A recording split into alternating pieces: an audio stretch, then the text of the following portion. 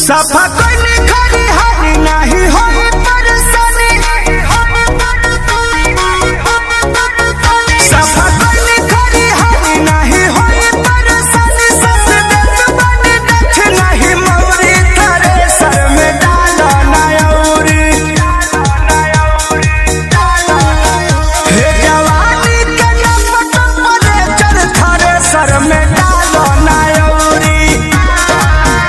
हे जवानी के लपट परे चल थारे सर में डालो नयौरी। नया नोहर बानी बहुरिया हो, उहे बात बोला त चुड़िया हो। पुरुआ से देहले सियाइल बाटे, आवना बजाला बसरिया हो। नया नोहर बानी बहुरिया हो, उहे बात बोला तबे चुड़िया हो। पुरुआ से देहले सियाइल बाटे, आवना बजाला बसरिया हो।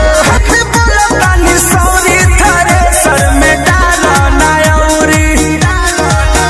हे जवानी के लपट परे चल थारे सर में डालो नयौरी।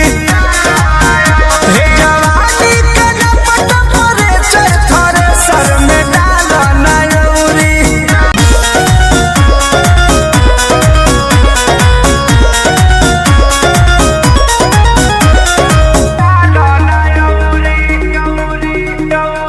चैत के चंचल महीना बा, गरमी से भीजल सीना बा।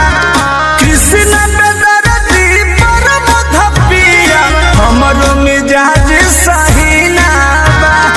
बुझला ए राजा, चैत के चंचल महीना बा, गरमी से भीजल सीना बा। कृष्ण